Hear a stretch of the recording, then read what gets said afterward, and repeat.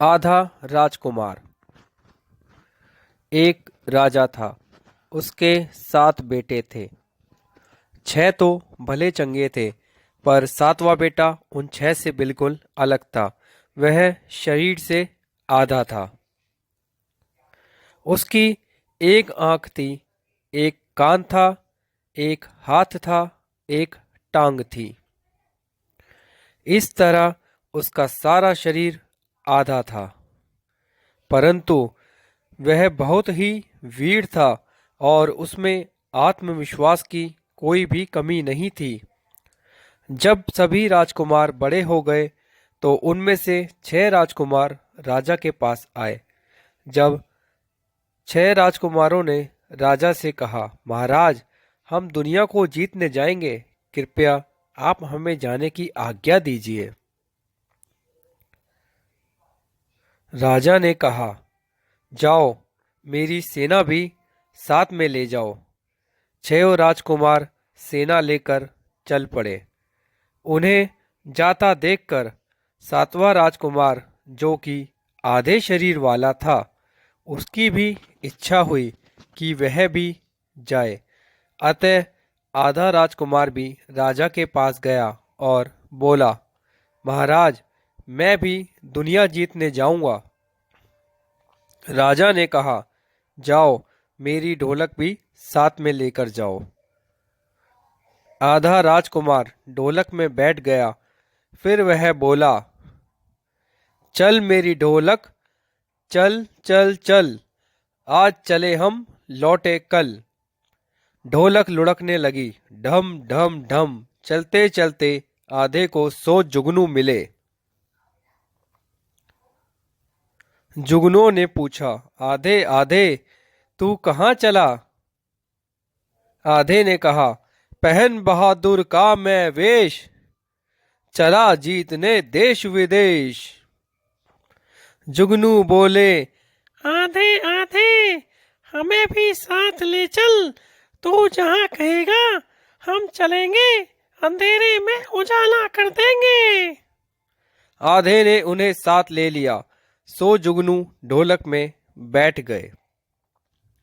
ढोलक लुढ़कने लगी, ढम ढम ढम। चलते चलते आधे को 100 ततैया मिले। ततैया ने पूछा, आधे आधे, तू कहाँ चला? आधे ने कहा, पहन बहादुर का मैं वेश, चला जीतने देश विदेश।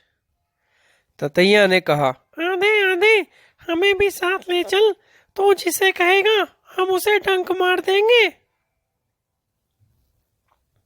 आधे ने उन्हें भी साथ ले लिया। ढोलक लुढ़कने लगी, ढम ढम ढम। चलते चलते आधे को धागे की 100 तारें मिली। तारों ने पूछा, आधे आधे, तू कहाँ चला? आधा बोला, पहन बहादुर का मैं वेश, चला जीतने देश विदेश। धागे के तारों ने कहा, आधे आधे, हमें भी साथ ले चल, तू जिसे कहेगा हम उसे बांध देंगे तेरे लिए। धागे के तार भी ढोलक में बैठ गए। चलते चलते आधे को एक महल दिखाई दिया। उस महल का राजा बूढ़ा था और रानी जोर जोर से रो रही थी। आधे ने कहा, रानी रानी, आप मत रोइए, आपका जो काम बिगड़ा है मुझे बताइए, मैं सब ठीक कर दूंगा, आप मुझे बताइए। रानी ने कहा, परदेशियों ने हमारे देश पर हमला कर दिया है, आप उनको हरा दीजिए, हम आपको राजा बना देंगे। हमारा कोई बेटा नहीं, हम आपको अपना बेटा बना लेंगे। तब रात थी। परदेसी सिपाही अंधेरे में छुपे हुए थे।